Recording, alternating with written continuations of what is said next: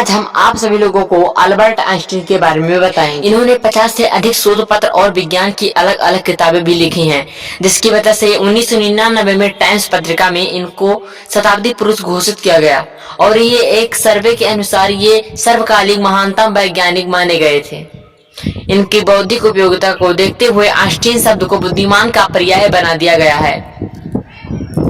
इनका एक परिचय करा दूं मैं कि इनका नाम अल्बर्ट हेरमन आइंस्टीन था। इनका जन्म 14 मार्च 1879 में हुआ था और ये उल्मा जर्मनी नामक स्थान पर इनका जन्म हुआ और इनके पिता का नाम हेरमन आइंस्टीन था और इनकी माता का नाम पॉलिन कोच था और इनको कई सारे पुरस्कार मिले, जिसमें से भौतिक का नोबेल पुरस्कार, मैक्स प्लैंक पदक, कोल्पे पदक इत्यादि।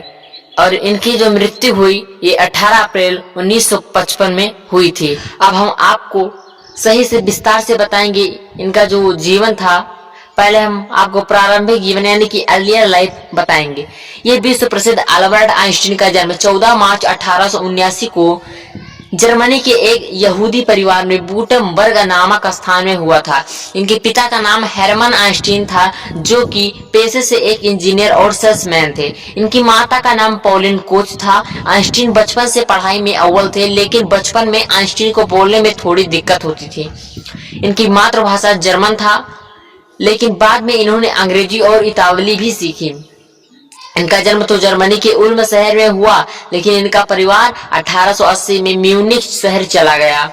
वहीं पर इन्होंने अपनी पढ़ाई शुरू की। आइंस्टीन पिता और उनके चाचा ने म्यूनिख शहर में एक कंपनी खोली, जिसका नाम इलेक्ट्रोटेक्निक फ्राइविक जे आइंस्टीन एडसी था, जो कि बिजली के उपकरण में बनती थी। अब हम जानेंगे इनकी एजुकेशन यानी कि शिक्षण कार्य के बारे में। अल्बर्ट आइंस्टीन का परिवार यहूदी धर्म को मानते थे और जिसकी वजह से आइंस्टीन को पढ़ने के लिए कैथोलिक विद्यालय में जाना पड़ा।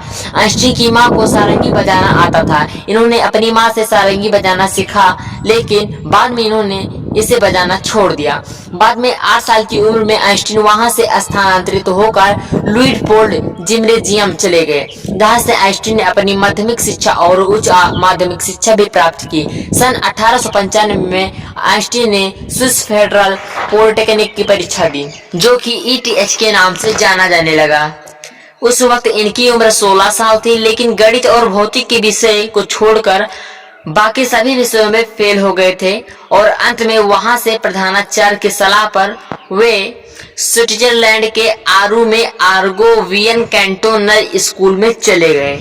यहाँ से आइंस्टीन ने डिप्लोमा किया और इसके बाद इन्होंने 1896 में फेडरल इंस्टीट्यूट ऑफ टेक्नोलॉजी में दाखिला लिया।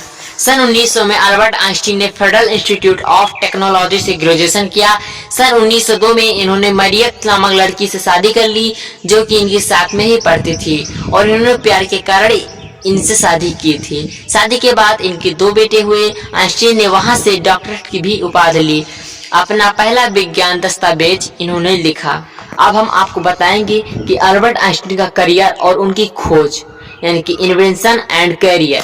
अल्बर्ट आइंस्टीन ने अपनी डॉक्टरेट लेने के बाद इन्होंने बहुत से विज्ञान दस्तावेज लिखा, जिसकी वजह से ये बहुत ही प्रसिद्ध हुए। यूनिवर्सिटी में जॉब करने के लिए इन्होंने बहुत मेहनत किया और सन 1909 में ये बर्न यूनिवर्सिटी के लेक्चरर बन गए। कुछ दिन के इन्होंने 2 और यूनिवर्सिटी में प्राचार्य के रूप में काम किया और कुछ दिनों में फेडरल इंस्टीट्यूट ऑफ टेक्नोलॉजी में प्राचार्य बनाए गए। सन 1913 में मैक्स प्लांक और वाल्थर नेरुड के द्वारा दिए गए अवसर पर आइंस्टीन बर्लिन चले गए, जिसकी वजह से इनका तलाक हो गया। बर्लिन जाने के बाद इन्होंने एल्सा नामक लड़की से शादी कर ली। अब हम आपको बताएंगे अल्बर्ट आइंस्टीन के आविष्कार। Invention of Albert Einstein.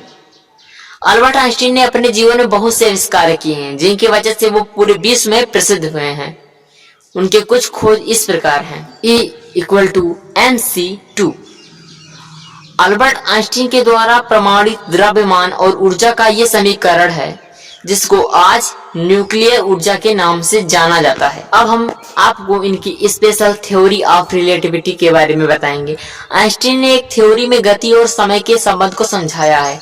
प्रकाश की क्वांटम थ्योरी यानी अल्बर्ट आइंस्टीन की प्रकाश की क्वांटम थ्योरी में उन्होंने ऊर्जा की छोटी थैली को फोटॉन कहा है और तरंगों की विशेषता बताई है। इनके अनुसार धातुओं में से इलेक्ट्रॉन निकलते हैं और वो फोटो इलेक्ट्रिक इफेक्ट की रचना करते हैं।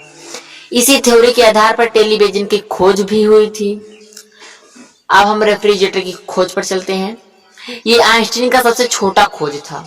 इसको बनाने में इन्होंने ज्यादा समय नहीं लगाया था। इसमें ऊर्जा के रूप में इन्होंने अमोनिया, पानी और ब्यूटेन का प्रयोग किया था। अब हम आपको बताएंगे एक छोटा सा प्रमाण कि आकाश नीला क्यों होता है। ये एक छोटा सा प्रमाण था जिसमें इन्होंने प्रकाश के परिक्रणन के बारे में बताया और यही एक वजह है कि जिसकी वजह से आकाश नीला दिखाई देता है। इनके द्वारा और भी बहुत से खोज की गई जिनकी वजह से ये पूरे विश्व में प्रसिद्ध हो गए। इनके कुछ पुरस्कार जो कि हम आपको विस्तार में बताएंगे, ये जो अवार्ड पाए थे अल्बर्ट आइंस्टीन। अब हम आपको इनके पुरस्कार के बारे में बताएंगे। अल्बर्ट आइंस्टीन ने बहुत से खोज की और जिसकी वजह से उनको कई सारे पुरस्कार से भी नवाजा गया। सबसे पहला पुरस्कार 1921 भौतिकी का नोबेल पुरस्कार, फिर मतयुक्की मेडल, फिर 1925 में कोपले मेडल, फिर सन 1929 में मैक्स प्लांक मेडल मिला और 1999 में शताब्दी के टाइम पर्सन का पुरस्कार भी मिला। इनकी मृत्यु जो हुई थी यह हिटलर के समय में ये जर्मनी को छोड़कर चले गए थे क्योंकि ये यहूदी थे। कुछ सालों तक अमेरिका में प्रिंसटन कॉलेज में कार्य करते हुए 18 अप्रैल सन 1955 में इनकी मृत्यु हो गई।